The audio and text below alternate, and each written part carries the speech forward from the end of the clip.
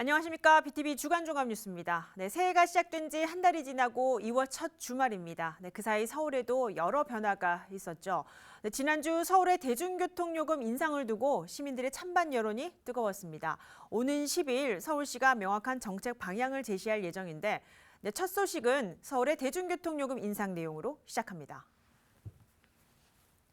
네, 서울시가 오는 4월을 목표로 대중교통 요금 인상을 추진하고 있는 가운데 서울시 의회에서 이 시민단체 주관의 토론회가 지난주 열렸습니다. 서울시 관련 부서는 불참한 반쪽짜리 토론회였는데요. 이 참석한 패널들은 서울시가 제시한 요금 인상 근거는 적절치 않다며 잘못된 교통정책부터 개선하라고 지적했습니다. 네, 첫 소식 김진중 기자가 보도합니다. 서울시의 대중교통 요금 인상이 과연 적절한가라는 질문을 주제로 시민사회단체가 토론회를 열었습니다. 줄줄이 오르는 공공요금에 서민들은 힘들어하고 있는데 서울시의 시민사회와의 소통은 제대로 이루어지지 않고 있다는 것. 토론회는 서울시가 제시한 인상의 근거를 조목조목 반박하는 내용으로 채워졌습니다. 서울시가 내세우는 대중교통 운영 적자 주장에 대해서는 지난 2021년 운영 흑자가 난 업체에 보조금 지급은 물론 성과 이윤 역시 지원됐다며 회계 자료를 근거로 반박했습니다. 또 서울의 대중교통 요금이 해외 주요 도시보다 저렴하다는 주장에 대해서는 지난 20년간 서울의 대중교통 요금 인상률은 127%로 런던 50%, 뉴욕 83%보다 증가폭이 컸다고 비판했습니다. 서울은 다른 도시에 비해서 요금 인상이 굉장히 많이 한 도시다. 그리고 그 인상 폭도 굉장히 높다. 런던이나 뉴욕이나 일본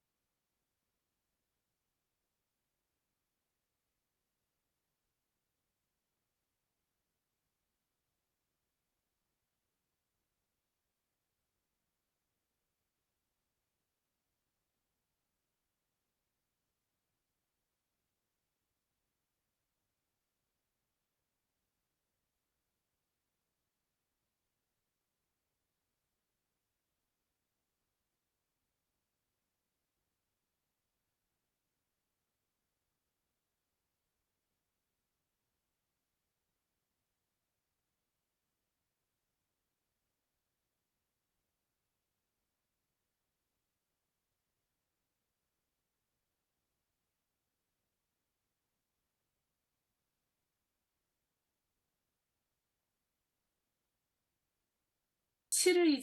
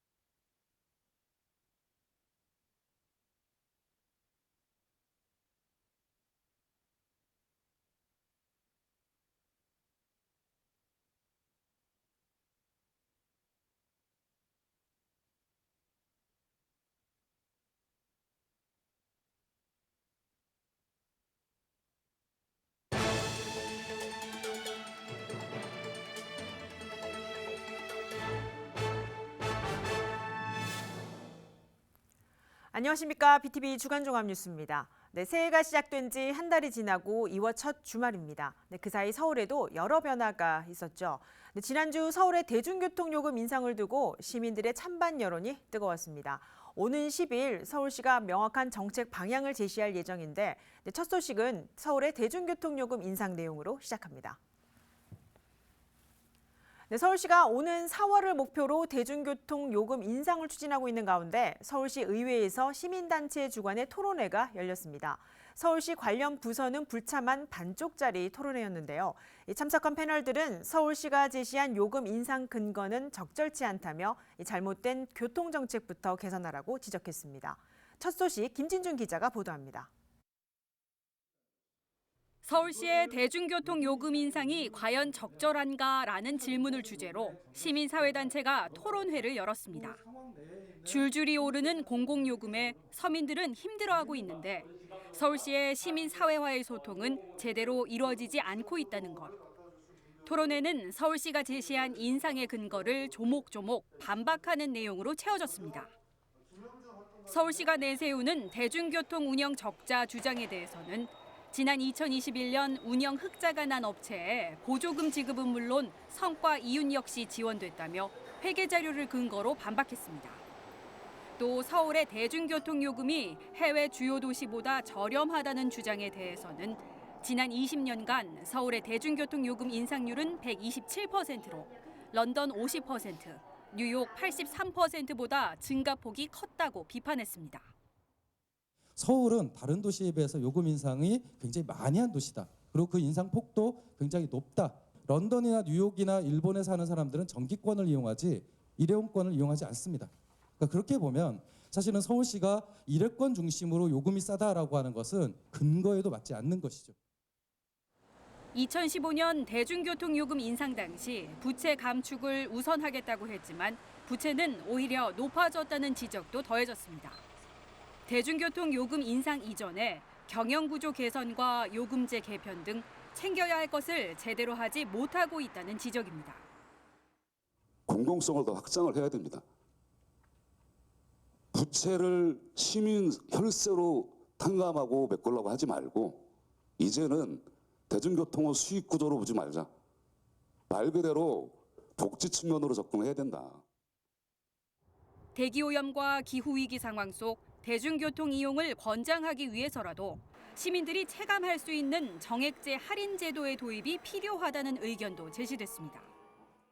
이 문제에 대한 대안으로서 인상이 아니라 우리도 이 정액제 요금 방식, 독일 아까 잠깐 소개해 주셨던 9유로 티켓 이런 방식의 다른 방식의 이런 요금제를 바꾸는 방식으로 대안을 좀 제시를 오늘 하고 싶어서. 토론회를 주관한 시민사회단체에서는 서울시 관련 부서에 패널 참석을 요청했지만 시는 2월 열리는 공청회를 이유로 참석하지 않았습니다. 서울시 관련 부서의 불참 속 열린 반쪽짜리 토론회. 서울시는 오는 10일 대중교통 요금 인상에 대한 시민 공청회를 개최할 예정입니다. BTV 뉴스 김진중입니다. 네, 박원순 전 서울시장 때부터 시작된 강북시립어린이병원 건립 사업. 강북구에서는 주요 현안 가운데 하나입니다. 네, 그런데 이 해당 사업 추진이 힘들 것으로 보입니다. 취재 결과 서울시가 사업비 확보를 위한 중앙정부의 투자 심사를 이미 철회한 것으로 드러났습니다. 서주원 기자가 보도합니다. 강북구 번동에 250병상 규모의 어린이병원을 새로 짓고 북부 수도사업소와 도로사업소를 통합하는 공공청사 복합개발구상. 이 사업은 지난 2018년 처음 나왔습니다. 강북구 삼양동에서 한 달 살이를 했던 박원순 전 서울시장이 강남북 균형 발전을 위해 내놓은 정책입니다. 이후 서울시는 기본계획 수립 용역 등을 추진해왔고 현재 민선 8기 강북구는 TF팀까지 새로 꾸렸습니다. 그런데 최근 이 사업이 사실상 무산될 위기에 놓인 것으로 확인됐습니다. 서울시가 지난해 사업비 2,200여억 원에 대한 중앙정부 투자심사 의뢰를 철회한 겁니다. 후보지, 대치부지, 이런 걸 검토를 하고 있어요. 그래서 투자심사는 기존 거는 의미가 없어서 보내가 된 거거든요. 따로 다시 한다는 계산기가 선정이 되면 거기에 대한 것을 또 뽑아야 되는 상황이 되겠죠. 이유는 뭘까? 지난해 말 서울시가 작성한 내부 자료입니다. 강북 어린이병원 타당성 조사를 한 결과 운영 시 연간 약 83억 원의 적자가 예상된다고 적혔습니다. 또 부지 위치가 대중교통과 직접 연결되지 않아서 최적지가 아니라는 분석도 보입니다. 이 같은 내용은 이미 지난해 국정감사에서 오세훈 서울시장도 언급한 바 있습니다. 지역 사업처럼 처음에 시작이 돼가지고 단적으로 대중교통 접근성이 매우 떨어진다는 단점을 보완할 방법이 지금 없습니다. 과연 어디가 하나를 만든다면 최적지인지를 지금 검토 중에 있다 하는 말씀을 드립니다. 만약 사업이 최종 취소되면 현재 부지에 있는 북부 수도사업소와 도로사업소는 리모델링 수준으로 유지될 가능성이 높습니다.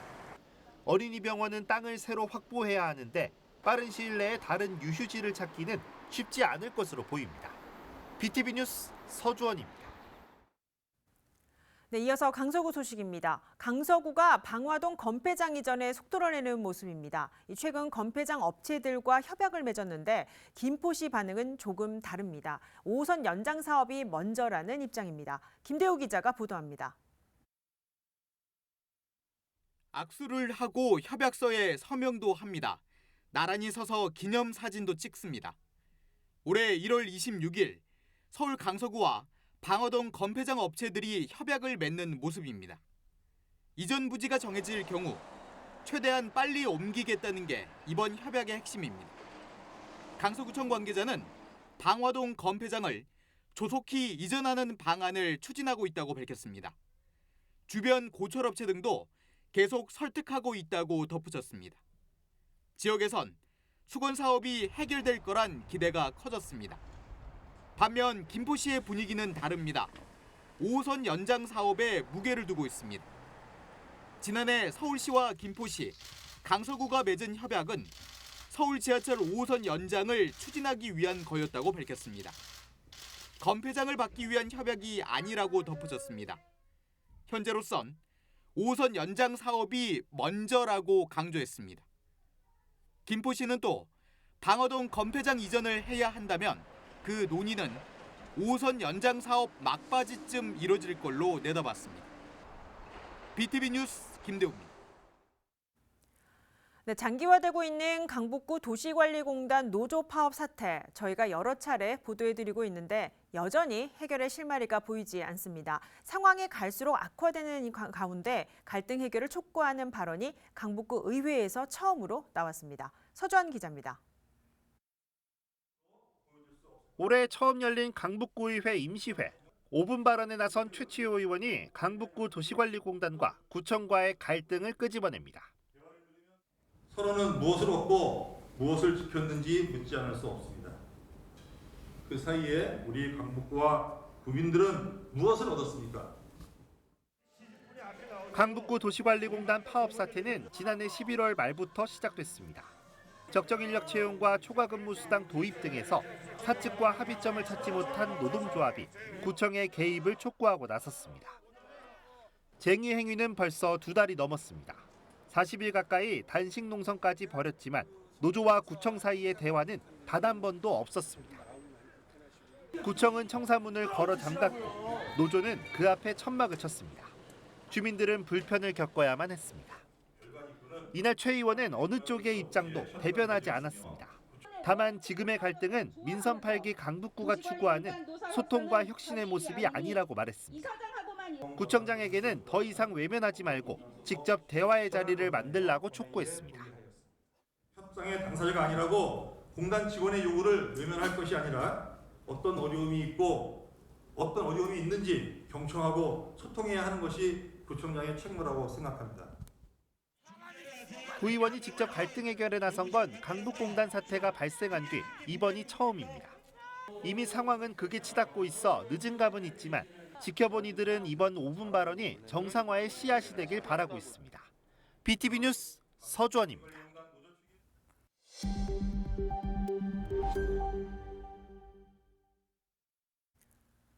네, 심층 보도 순서입니다. 2021년 서울의 합계 출산율은 0.63명입니다.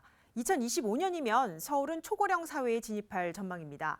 이미 여러 자치구들은 출산 장려를 위해 다양한 정책들을 운영해 오고 있습니다. 네, 그중에서도 가장 관심이 많은 건 출산 지원금일 텐데 이 금액이 사는 지역에 따라 차이가 있다면 어떨까요? 이 제각각인 서울자치구 지원금들의 현황과 문제점 그리고 대안을 서주원, 김대우 기자가 차례로 취재했습니다. 서울 서대문구에 사는 임신부와 중구에 사는 임신부가 올해 첫 아이를 낳는다고 가정했을 때 정부 첫 만남 이용권을 제외하고 순수 자치구 예산으로 지원받을 수 있는 금액은 얼마일까요? 중구는 출산지원금과 산후조리비를 합쳐 120만 원, 서대문구는 0원, 두 가지 모두 없습니다. 다른 지역들은 또 얼마나 차이가 날까? 취재진이 25개 자치구 전체 현황을 직접 조사해봤습니다. 먼저 산모에게 일회성으로 현금을 지원하는 산후조리비. 서울 전체의 5분의 1, 총 5곳에서만 지원하는 것으로 확인됐습니다. 올해 1월을 기준으로 이미 지급하고 있는 곳은 중구와 성동구, 구로구, 7월부터는 강서구와 영등포구가 시작합니다. 금액은 서로 다릅니다. 중구가 100만 원, 구로, 영등포, 성동구가 50만 원, 강서구가 30만 원입니다. 축하 성격의 출산지원금의 경우는 총 7곳이 해당됩니다.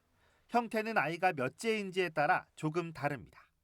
첫째 아부터 지원하는 곳은 강남구와 중구, 동작구, 광진구와 금천구, 용산구, 성동구는 셋째 아부터 받습니다. 금액은 산후조리비와 마찬가지로 천차만별입니다. 결과적으로 지원금이 0원인 곳은 강북과 노원, 도봉, 동대문, 서대문과 종로 등 총 15곳이나 되는 실정. 시민들의 생각은 다양합니다.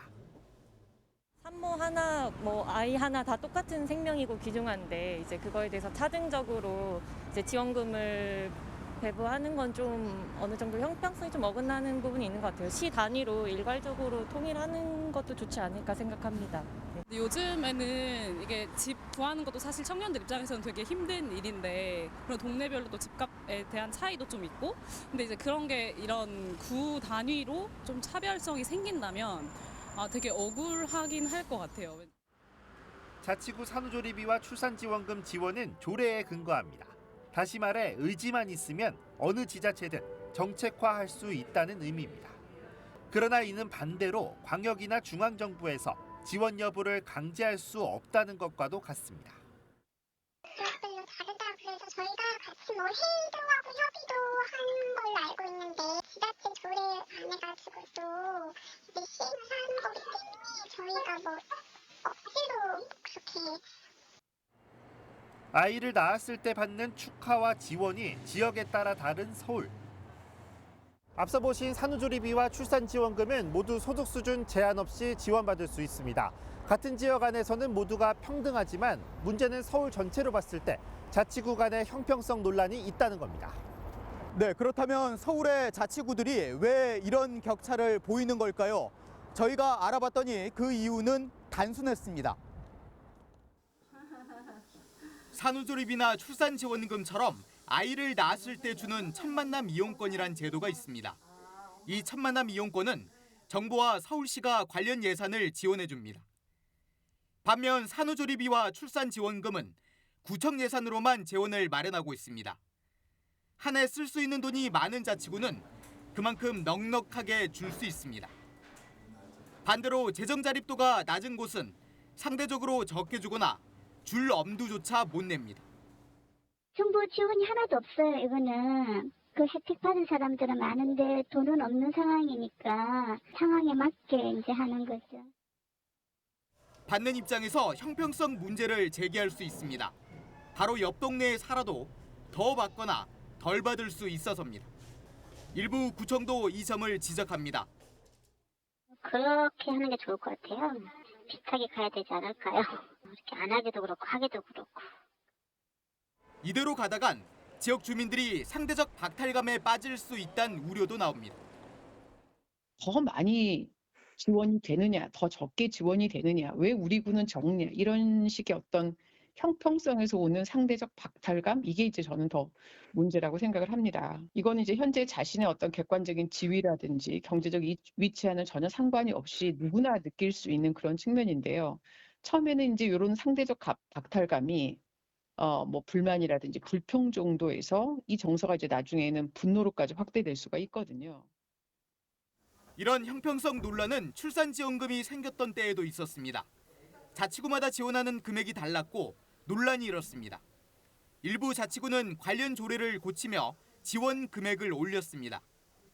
자치구 간 격차는 조금 줄었지만 산후조리비에서 같은 현상이 반복되고 있습니다. BTV 뉴스 김대우입니다. 네, 개발 관련 소식입니다. 오세훈표 재개발 정책인 모아주택 사업이 도입된 지 1년이 됐습니다. 매년 공모와 주민 제안을 통해 2026년까지 3만 원을 만든다는 것이 목표였는데요. 2년 차에 들어선 올해부터는 공모 기준을 개선해 사업의 추진력을 높이겠다고 밝혔습니다. 김진중 기자가 보도합니다. 서울 시내 저층 주거지는 131제곱킬로미터로 전체 주거지의 약 42%를 차지합니다. 좁은 골목에 다세대 다가구가 밀집해 주차난과 차량 진출입이 어려워 화재에도 취약합니다. 서울시는 지난해 1월 대규모 재개발이 어려운 노후 저층 주거지를 모아 개발하는 모아주택, 모아타운의 추진 계획을 내놓은 바 있습니다. 강력화된 개념의 뉴타운으로 서울의 주거 환경을 빠른 속도로 개선시켜 나갔던 것처럼 이 저층 주거지에 아주 획기적인 새로운 주거정비 사업의 모델로 뿌리내릴 수 있게 되지 않을까. 모아주택 사업 2년 차. 서울시가 2단계 추진 계획을 내놨습니다. 주민 갈등을 해소하고 사업의 추진력은 높이는 내용으로 보강했습니다. 모아타운의 경우 기존에는 10만 제곱미터 미만, 노후도 50% 이상의 법적 기준만 충족하면 신청할 수 있었지만 대상지 면적 5만 제곱미터 이상, 사업 예정지 면적 3만 제곱미터 이상으로 기준을 개선했습니다. 주민 설명회를 반드시 진행하고 대상 사업 시행 예정지별로 30% 이상의 주민 동의를 받아야만 공모에 신청할 수 있도록 했습니다. 모아주택 사업의 경우 소규모 주택정비사업조합이 2곳 이상 설립되어 있어야 한다는 조건이 붙었지만 앞으로는 조합이나 사업 시행 예정지가 1곳 이상이면 제한이 가능하도록 했습니다. 다만 각 사업 예정지별로 토지 소유자 3분의 2 이상의 동의를 얻어야 하는 요건은 유지됩니다. 모아타운 사업은 연 1, 2회 기간을 정해 공모를 진행하고 대상지를 선정했지만 앞으로는 공모 기준을 충족하면 수시 신청할 수 있습니다. 서울시는 세부 공모 계획을 세워 2월 중 관련 내용을 공고한다는 계획입니다. BTV 뉴스 김진중입니다. 네, 중구에서는 박성준 더불어민주당 국회의원이 조희연 서울시 교육감과 함께 지역의 교육 정책과 관련해 학부모 간담회를 가졌습니다. 가장 큰 이슈였던 중구형 초등 돌봄이 논의 대상인데요. 큰 틀에서 현 중구형 돌봄을 유지하고 교육청의 예산 지원을 다각도로 점검해 마무리하겠다고 밝혔습니다. 이재원 기자가 취재했습니다. 박성준 의원은 중구형 초등돌봄의 서울시 교육청 이관 문제를 두고 벌이는 공방이 장기전이 될 것이라고 말했습니다. 돌봄은 지자체 맞춤형이 맞다며 중구 직영돌봄이라는 더불어민주당의 정책 방향성을 유지할 것이라고 밝혔습니다. 이어 견제를 통한 중구의회 역할도 주문했습니다. 보다 더 맞춤형으로 갈 수 있는 방향으로 만들어가는 것이 저는 필요하다는 생각을 기존의 생각을 계속 갖고 있고요. 조금 더 이제 구체적으로 좀 생각을 좀 더 해보면 이거는 좀 어떻게 할 건가 이제 정책의 방향성과 관련해서 좀 차이가 있기 때문에 그래서 저는 가장 중요한 것은 중구의회에서 견제 역할도 중요하다고 생각합니다. 학부모 질문도 이어졌습니다. 교육감님과 중구 학부모님들 미팅 때 중구 돌봄 사업의 교육청 예산 지원이 가능하려면 서울시 조례를 만드는 것이 우선되어야 된다고 하셨는데 이후에 진행된 내용이 있는지. 조희연 서울시 교육감은 중구형 돌봄은 지자체와 교육청의 통합 우수 사례라며 큰 틀에서의 현 정책 유지를 약속했습니다. 초등돌봄의 교육청 이관에 대해서는 부정적이지만 예산 지원의 실무적 검토는 마무리 단계라고 말했습니다. 교육청은 지자체 예산 지원을 위한 시조례 제정을 준비 중입니다. 여기에 기존 교육복지 기본조례와 교육부의 늘봄 학교 규정을 확대 해석해 예산을 지원하겠다는 입장입니다. 조례를 새로 만드는 경우에 대응해서 조례 초안도 지금 만들어져 있고요. 그다음에 기존의 규정들을 원용해서 할 수 있다면 훨씬 간편하게 즉각적으로 시행을 할 수 있기 때문에 두 가지 가능성을 다 열어놓고 마지막 점검을 하고 있다. 현재 논란이 되고 있는 직영 운영 중인 국공립 어린이집의 민간 위탁 추진도 거론됐습니다. 간담회에서는 이외에도 금호 옥수 일대 중학교 신설 등 중구, 성동구 교육 현안이 논의됐습니다. BTV 뉴스 이재원입니다. 네, 일요일인 2월 5일은 올해의 첫 보름, 정월 대보름입니다. 도봉구에선 4년 만에 다양한 대보름 행사를 마련했는데요. 오랜만에 주민들이 모여 올 한 해의 안녕은 물론 지나간 애군을 털어내는 자리가 만들어졌다고 합니다. 양진호 기자가 현장에 다녀왔습니다. 어설픈 솜씨지만 정성스럽게 써내려간 캘리그라피. 올 한 해의 소망과 소원이 힘찬 필체에 고스란히 담깁니다. 도봉구에서 마련한 정월 대보름 맞이 캘리그라피 교실. 주민들은 자신이 쓴 캘리그라피로 친환경 텀블러도 제작할 수 있습니다. 캘리그라피로 그림도 그리고 글씨도 쓰니까 제가 그거를 만들면서 생각을 했던 제 꿈을 찾는 거에 대해 가지고 계속 기억에 남을 것 같아가지고 기분이 좋을 것 같습니다. 자녀와 함께 참여한 학부모는 한 해 소망을 더 아름답게 꾸며줄 색색의 꽃들을 종이에 수놓습니다.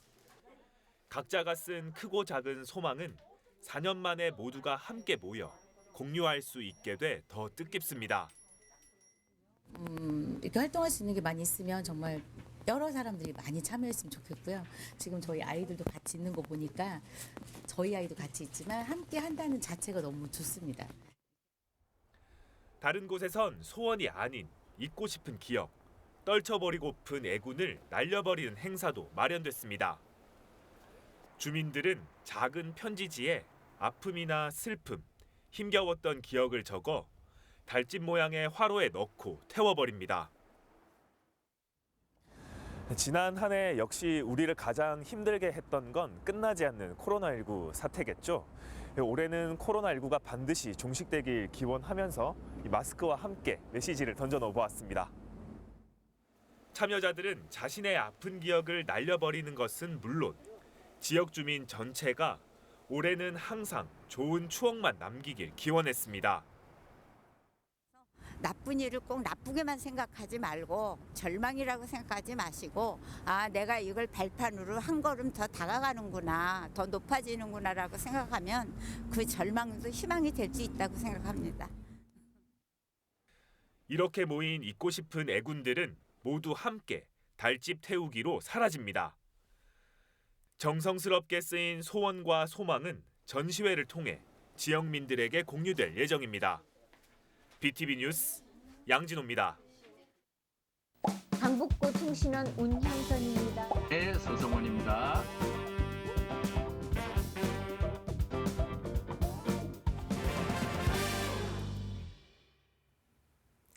네, 지역의 다양한 정보와 소소한 이야기를 전하는 주민통신원 시간입니다. 자치구마다 크고 작은 도서관들이 참 많습니다. 이 도서관 종류가 다양하다 보니 설치 주체에 따라 나뉘고 또 사립도서관은 목적에 따라 나눠지기도 합니다. 네, 그런데 이 구청에서 전통 한옥도서관을 운영하는 곳이 있죠. 네, 종로구 청운문학도서관이 이 한옥도서관으로 첫 발을 내민 후 지난해 도봉구 방학동에도 한옥도서관이 들어섰습니다. 이 방학동 원당샘 공원 옆에는 이 시대와 세대를 잇는 한옥도서관이 있다고 하는데요. 한옥이라는 전통의 멋이 살아있는 원당마을 한옥도서관을 저희 주민통신원이 직접 취재를 하셨습니다.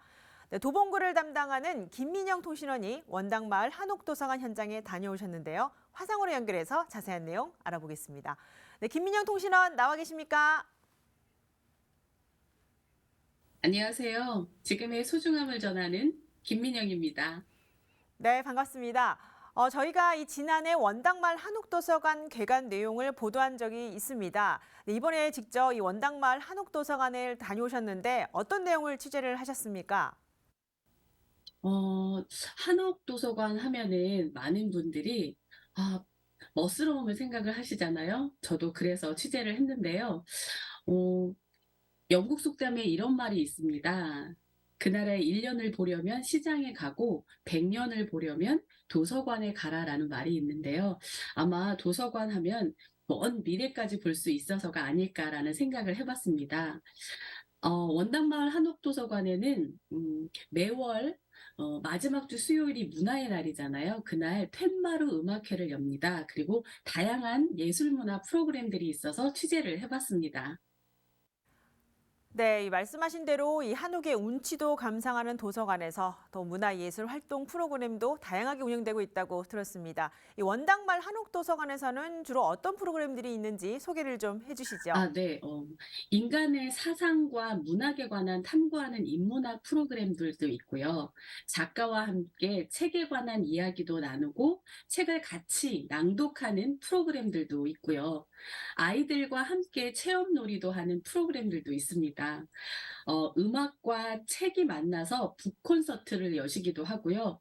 만화나 드로잉 등 그림을 그려서 마음의 힐링을 찾는 프로그램들도 있고요. 또 부모님들을 위한 부모 교육 프로그램들도 있습니다.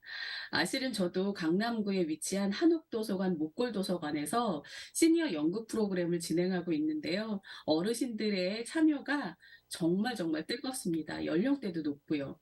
그리고요. 요즘에는 원데이 특강 테마 강연도 많이 있는데요. 취업 준비생들을 위한 스피치 강연과 면접을 위한 그런 프로그램들도 진행이 되어 있습니다. 그래서 저는 여러분들께 적극 권해드리고 싶습니다. 네, 이 연령대별로 도서관에서 정말 많은 프로그램을 진행하고 있는데 이 통신원께서도 직접 이 참여한 프로그램이 있다고 들었습니다. 어땠는지 소감도 함께 좀 알려주시죠. 네, 작년 9월 마지막 날이었는데요. 제가 산책을 하다가 도서관에 써있는 그 문구를 보고 바로 등록을 했는데요. 시를 잊은 그대에게라는 프로그램이었습니다.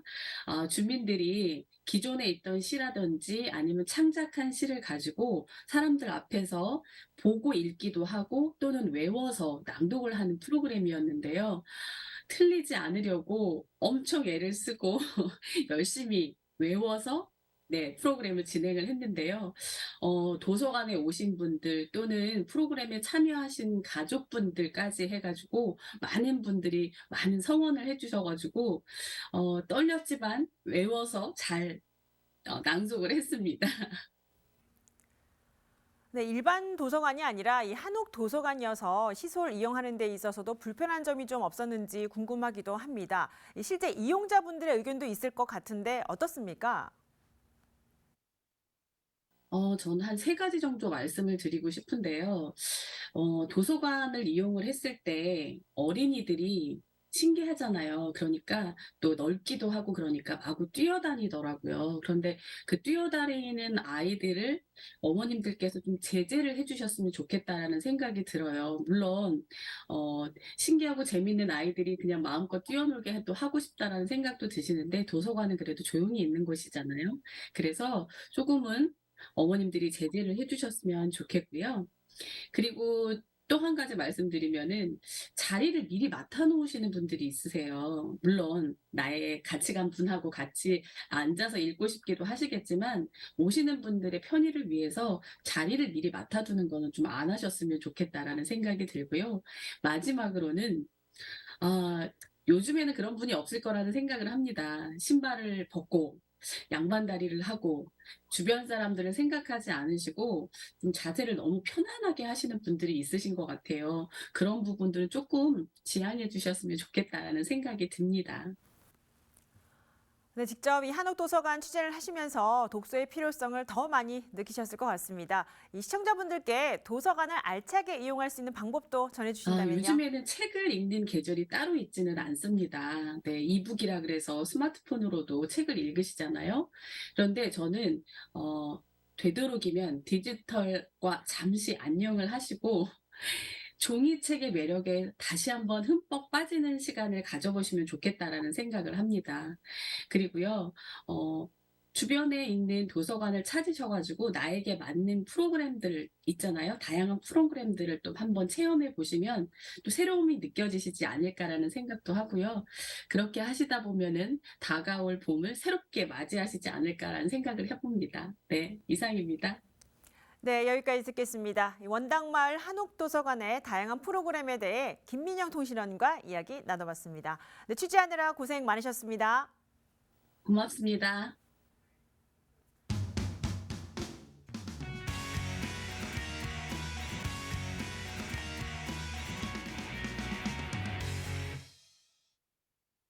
네, 종로 지역 소식입니다. 새해 첫 의정 활동을 앞둔 종로구 의회가 법정 소송에 분주합니다. 종로구 의회 민주당 소속 구의원들이 라도균 현 의장을 상대로 직무 집행정지 가처분에다 의장 선거 무효 확인 소송을 제기했는데요.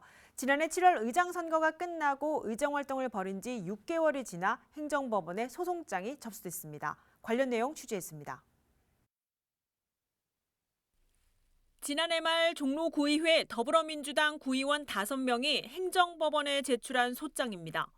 종로구의회를 상대로 의장 직무 집행정지와 의장 선거 무효 확인 가처분 소송을 제기했습니다. 지난해 7월 7일 9대 전반기 의장과 부의장 선거를 동시에 해야 하고 의장 선거를 국민의힘 소속 의원만으로 자정 무렵에 개최해 선거 과정에 문제가 있다는 이유에서입니다. 그러면서 선거가 끝난 지 6개월이 지났지만 국민의힘 측의 일방적인 의장 선거는 절차상 하자가 명백하다는 주장입니다. 전화 통화 온 것도 없이 문자나 보내고 본의를 의장 선출을 위한 본의를 한 자체가 제대로 잘못됐다. 그러니까 부의장이나 이런 부분 다 조각해서 한 3, 4일 있다 이 진행을 하자고 했을 때 이분들이 받아들이질 않았어요. 분명히 잘못된 거라. 그래서 늦게지만 신청을 하게 됐습니다. 라도균 회장은 당시 부의장 후보 등록 기회가 있었는데도 민주당이 거부하고 후보 등록을 하지 않았다며 구의회 조례 규칙에 따라 부의장을 따로 선출하는 데 문제가 없다고 반문했습니다. 그러면서 선거 당시 민주당 측에서 의장 선거를 중단하고 산회를 선포한 것 자체가 위법성이 있다며 국민의힘 측 입장에선 규칙에 맞게 차수를 변경해 선거를 진행했다는 입장입니다. 의회의 절차에 따라 가지고 차수 변경하고 이미 투표가 진행되고 약 86%가 진행됐습니다. 이때 투표함을 어떻게 보존해야 할 것인지 그러면 직원들은 어떻게 대기할 텐지 아무런 조치가 없었습니다. 따라서 부득이하게 차수 변경해서 처리를 한 것입니다. 6개월간 전반기 의정 활동을 마무리하고 뒤늦게 법정 소송에 맞선 종로구의회. 종로구의장 직무 집행정지 가처분 소송에 대한 기각이냐 인용이냐의 행정법원의 판결은 2월 6일 결정됩니다. BTV 뉴스 강혜진입니다. 네, 서대문 구의회에선 서부선 특위가 석 달 동안 활동한 결과를 정리하고 있습니다. 이성원 서대문 구청장의 주장에 대해 사실이 아닌 거짓으로 결론 낼 전망입니다. 김대우 기자가 보도합니다.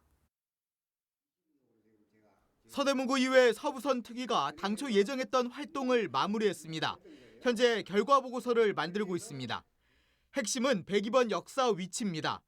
이성원 서대문구청장은 102번 역사가 원래 서대문구에 있었는데 갑자기 은평구로 바뀌었다고 줄곧 주장했습니다.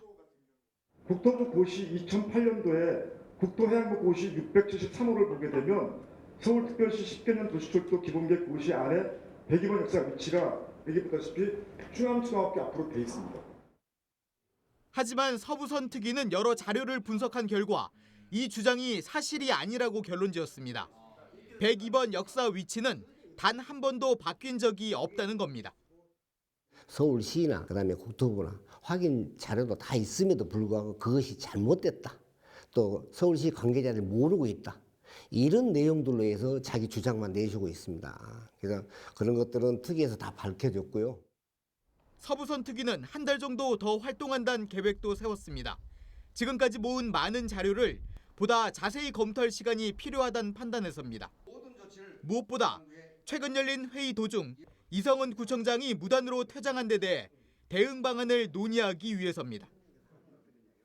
지금까지 모든 결과의 어떤 보다 확실한 검토 그리고 이성원 구청장의 무단 퇴장에 대한 또 추가 검토 등이 필요해서 아마 이번에 한 달 정도 특위 기간을 연장하게 됐습니다. 서대문구의회 서부선 특위는 현 시점에서 102번 역사 위치를 옮기는 건 사실상 불가능하다고 보고 있습니다. 착공이 2년 정도 늦춰질 수 있다는 등의 이유에서입니다. 자칫 서부선 사업 자체가 무산될 수도 있다고 우려하고 있습니다. BTV 뉴스 김대우입니다. 네, 일제강점기 시절 서울 한복판에서 1000명의 일본 군경과 맞서 싸우며 종로 경찰서를 폭파한 김상호 의사가 순국한 지 올해 100년이 됐습니다. 100년을 넘어서는 지금까지 김상옥 의사의 숭고한 희생은 후손들이 기억해야 할 역사로 남아있는데요. 현장에 직접 다녀왔습니다. 1923년 1월, 망국의 소용돌이 속에서 종로 경찰서를 폭파하고 1000명이 넘는 일본 군경에게 총을 겨눈 김상옥 의사. 일제히 포위망에 홀로 쌍권총으로 격전을 벌이며 죽기 직전까지 독립의 외침은 강렬했습니다.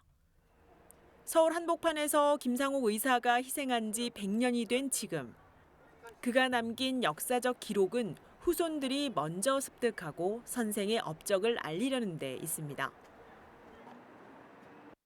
자신을 먼저 생각하고 그리고 깨닫고 그리고 자신과 나라가 어떠한 모습이어야 될까라고 하는 것을 좀 더 깊게 생각하는 우리 모두가 좀 됐으면 좋겠습니다. 김상옥 의사 순국 100년이 된 올해, 그가 끝까지 놓지 않았던 방화쇠의 총성이 울려 퍼지는 소리에 후손들은 경건한 마음으로 그를 추모했습니다.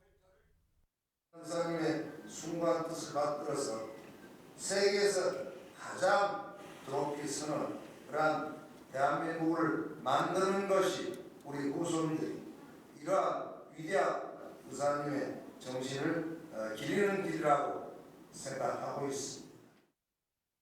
김상옥 의사의 모습을 시대적 흐름에 맞게 기획한 다양한 전시물도 눈에 띕니다.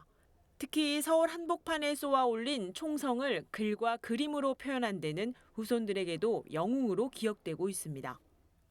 일대천에 대한 글을 썼는데 처음에는 1대1000이라는 숫자를 들었을 때 멋있다는 생각이 먼저 났고 대단하시다는 생각을 했었는데 점점 글을 쓰면서 알아보다 보니까 왜 한 분께서만 이렇게 1000명과 대적해야 되는지 그 현실이 안타깝고 씁쓸했습니다. 이분들 덕분에 저희가 지금 이 대한민국이라는 나라에 있을 수 있다는 걸 알게 돼서 깨닫게.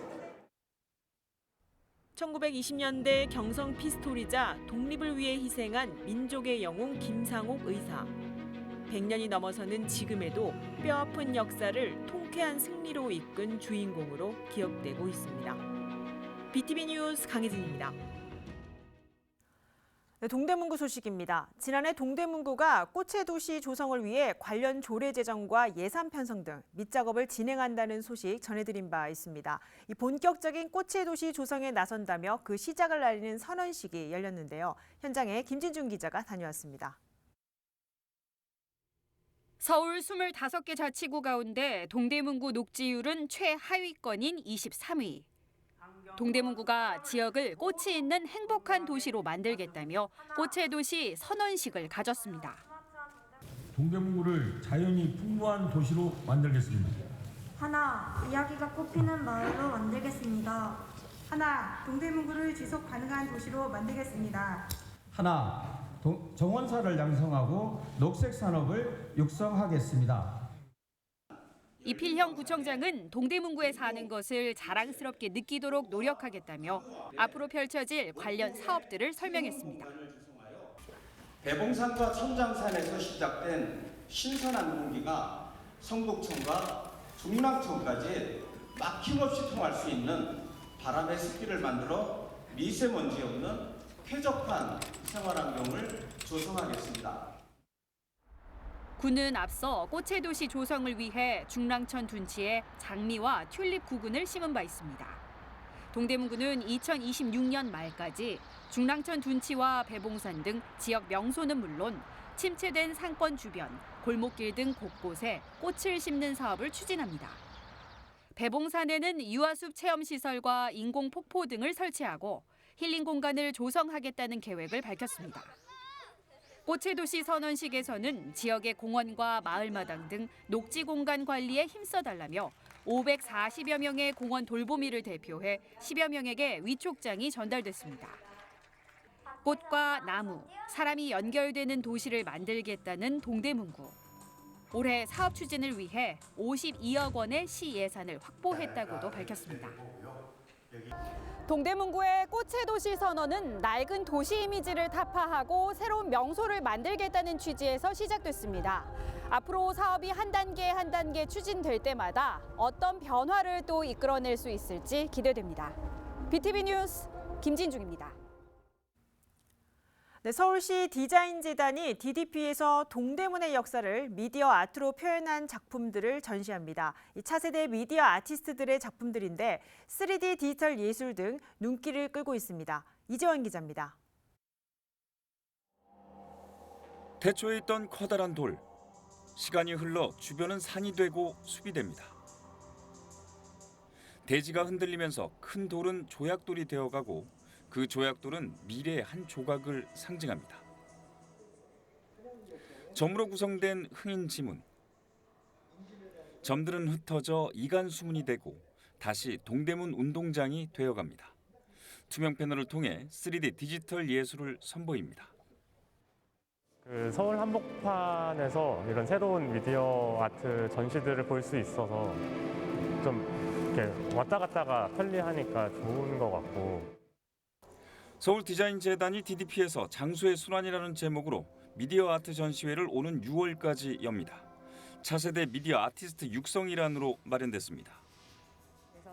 동대문의 역사와 함께 DDP가 자리해 왔기 때문에 동대문 역사에서 좀 얻을 수 있는 영감들 그리고 장소성의 순환 이러한 것들을 이제 메시지로 표현하고 있습니다. 편하게 오셔서 좀 집중해서 관람할 수 있는 게 가장 좋은 포인트고 또 사진 찍으면 또 예쁘게 나오더라고요. 네.